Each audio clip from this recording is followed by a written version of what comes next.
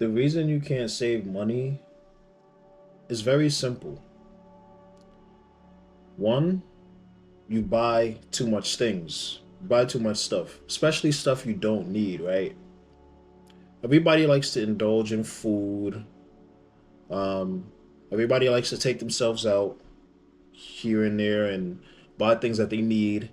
But your ties to, let's say, your cellular device, your bills, and when I mean bills, I mean like subscription services, um, even just paying for a phone monthly, stuff like that. Just overall, those sort of things that you don't need to do. More so, those are things that you, because there's levels to this, right? Let's even just start off with the phone. I have an iPhone 13. Before that, I had an iPhone 12.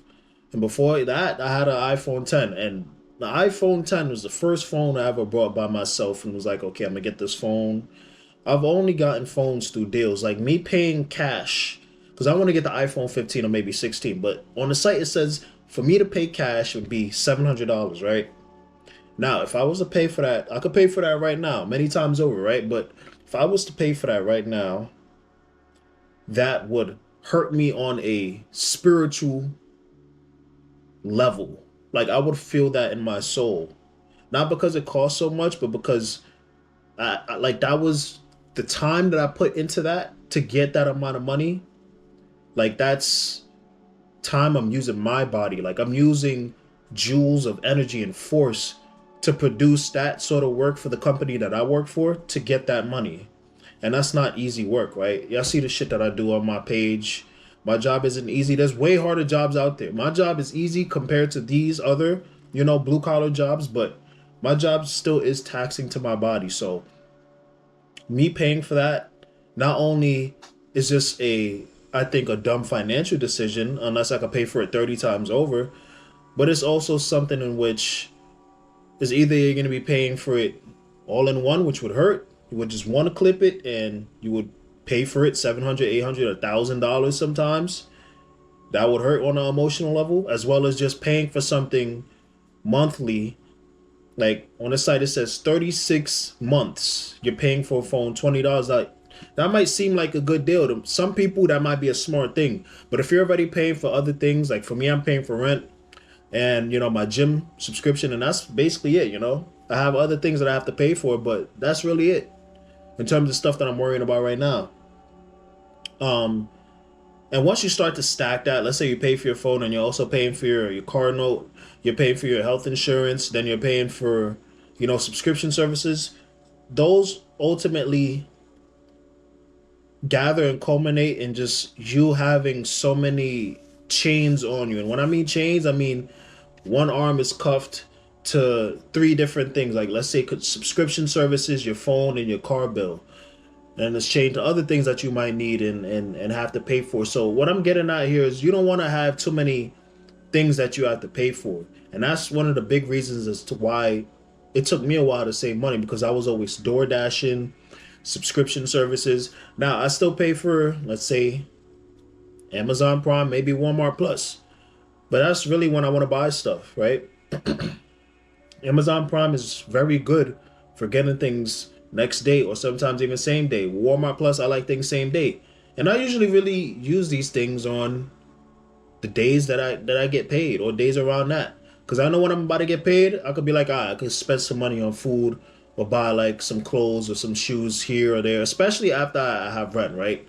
It makes it very easy for me to just be like, because my expenses are already low. I'm basically just paying for rent and then food for me, and then my gym membership. So,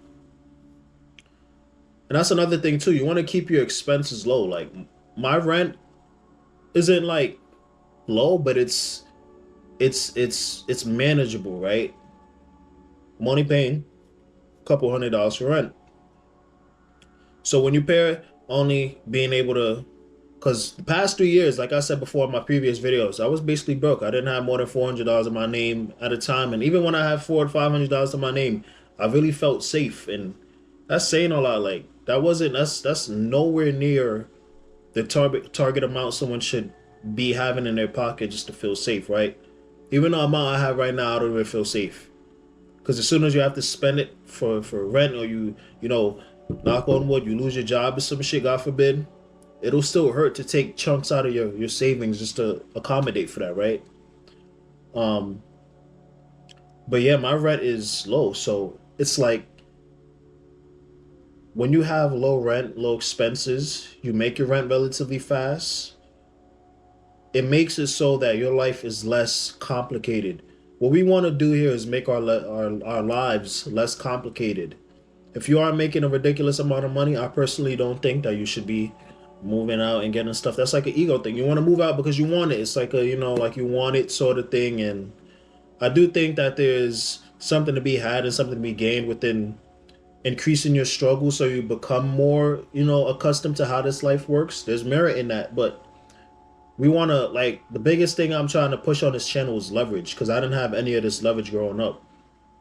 This year I want to just stack leverage, which is certifications, money, time. I need to be stacking those things because I know that my mindset and what I have planned for the future will go places and can help me, my sister, my family, everybody, people around me. So we want to be stacking leverage, but we cannot be stacking leverage if we're being deleveraged by paying monthly bills for our phone, paying high rent. Like, if you're not making a lot of money, you shouldn't be paying 13, 15, $2,000 a month for rent just because you like your living situation. It's like I could never like something so much that I want to be working 50, 60 hours a week just to be able to live, just to be able to have a nice apartment. For some people, that might be something that they're into and um like, right? For some people, they need that. They need the space. But for me, I grew up with basically not much. Like, I barely had my own room growing up. And now I have my own room. Like, my room is simple. And it's not the best looking room, but it's the cheapest. I know that it could do everything that I want. And sometimes I get really tight with this room. Like, it's not as big as I would want it to be, but for right now it works. And we have to be okay with living below our means in a moment so we can live above our means when we get, the money and the status that we want to in the future. So why am I saying all this? Well, because we want to be saving money. We want to be stacking leverage, like I said before. Like, to me, life right now is about leverage and about having money in our pocket to do bigger and better things, right? Like I said before, I like my job, but if I keep on worrying about buying a, you know, $1,500 phone, some $3,000 shoes, or some just outrageous bullshit that we don't need, then we're not going to be able to hit those goals. Whether it is to move to someplace better, whether it is to take classes, which is something I'm considering, maybe taking some classes to get into some other fields, right? Or get in a car or get in whatever sort of leverage play or investment that's going to make our lives better. We're not going to be able to get there as fast if we keep on spending money on electronics. iPhone 17, 18, the same phone has been releasing for the past couple of years. They just add one thing onto it.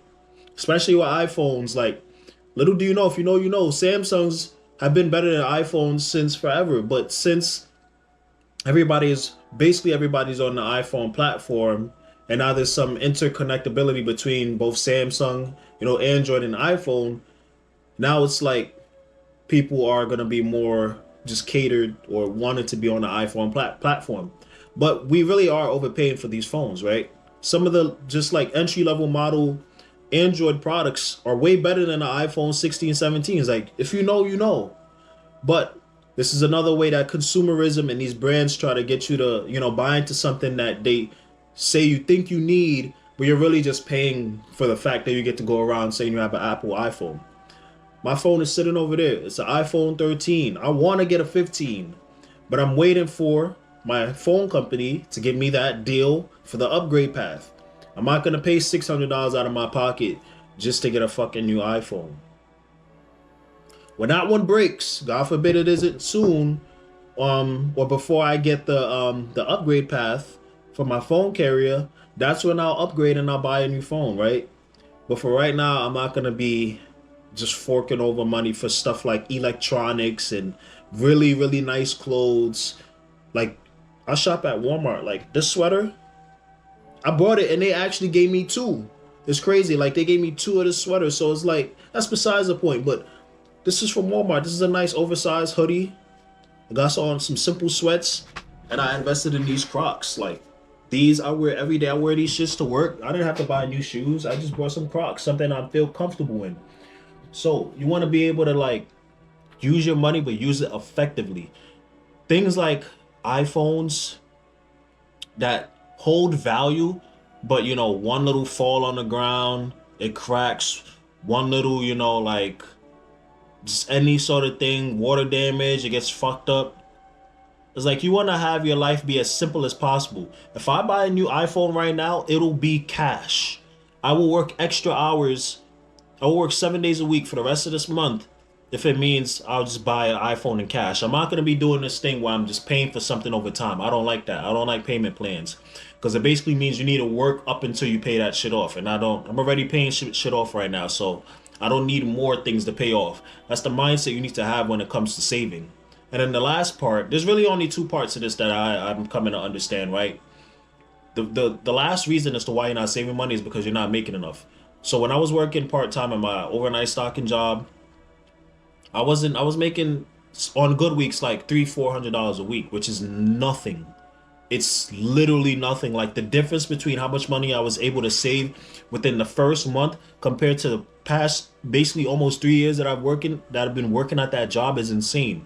Within the first month, I far eclipsed how much I was able to save compared to how much I was saving over the past 3 years because of the idea of you need to be working a lot to be able to put more in your pocket. Now that's something that I didn't realize. I was just lazy and not doing shit else with my life at that point, but just video games, hanging with my friends, and then just going out and shit. So it's like it's really simple. You have to work more because the more you work, the more you'll be able to put in your pocket after expenses. That might be common sense, but I think I'm a pretty decently smart person, and I didn't realize that until last year when I was like, let me just work. Let me just work the 40 hours, and I was like, okay. And sometimes I'm getting 48 hours because I'm working the Saturdays, right? So it's like you just have to work more. Because after you pay for your rent, the rest of the month, you can sort of just like put that money in your pocket, right? Especially if you're in a situation in which you could pick up hours.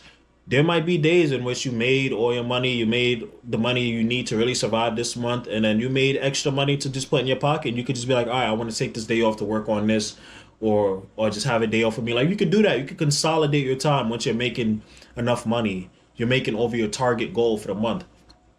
But if you're not working enough, then you won't be able to get anywhere close. And you're speaking to a person that, like I said before, worked 3 years and never was able to save past like $500 to $600 at a time, and only had that basically $300 to $600 just the same money just sitting in an envelope for fucking like 3 years straight. So what I'm trying to say is one, stop paying for shit you don't need. Like for me, if I buy anything, it'll be like something for my computer. It'll be some clothes, new phones. If you need it, buy it. But upgrading your phone all the time, uh, that's just a recipe for failure. And then payment plans, subscription services, going out like me working overnight 6 days a week. It's like I don't have time to go out, so I'm already saving money. And as a person that does like to have a night off and go out and have a drink or two, when I am in that stage, because I'll periodically stop drinking for months on end. But when I am in that phase of the year, like it's so crazy how much money goes when they're just out in just one night. It's crazy. So like if you know, stop going out and stop spending as much money on just stupid shit that's not gonna benefit you in the long term, right? And then like food. For me, food, I'll spend money whenever I want to on food. It doesn't really matter because it's food, right? So, but I do find pleasure in just having rice, albacore tuna, and some beans, and that'll be a great meal. Sometimes I prefer that more than eating out. So, it just depends on how you do it. You can make 5-star level meals at home if you really enjoy it. So find something you enjoy. I really enjoy salad, rice and tuna. Sometimes I'll get like the chicken nuggets that you could put in the air fryer. That's fire. and you can survive off of that. But what I'm basically trying to say is, first you need to be making enough to save your target amount, and then you also need to just stop spending money on shit that's not gonna benefit you in the long term. Like I said, electronics that you're paying off monthly, like you have changed, like you're a slave to paying those things off. So I much rather be free, knowing that I have a lesser phone, lesser clothes, and I buy clothes every month, but I'm not buying stuff. Also, like payment plans when you go on trips, like it gets so deep. The subscription services. Now they got Klarna or payment plans for everything. So imagine having payment plans for 5 different things. You're gonna be fucked. You're tied to all 5 of those things, and then you have stuff that happens with your car. You might need to get something for your room. Something might break, in your room, or something that you use every single day. So these things happen, and when those things happen, it's like you're already getting pressed down by the expenses that you have every month. Now you're getting pressed down by these like entropic events that just happen out of nowhere, like your car breaking down, God forbid, or you needing to go to the doctor, God forbid. All of these other things, like these things happen, so you want to be thinking about them when you're spending a bag on that phone, or that $800 pair of shoes, or that $2,000 trip. Sometimes you might have to wait. Like I wanted to go on a fucking trip this entire week when I was off of my PTO, but I was like, man, I have to wait. I gotta wait. So those are just general tips, mindset tips on how you can start saving your money and being more smart with it. But just be smart with it, honestly. Like, and just work more. Work more. Be smart with it. Work a schedule that makes sense for you. That really works for you, and save your money. And we're gonna talk about investing next, probably in a different video. That's an entirely different field, and that really gets deep in its own right. But work more and stop spending money on shit that you just don't need. It's your boy Draco. I'm out of here. Peace.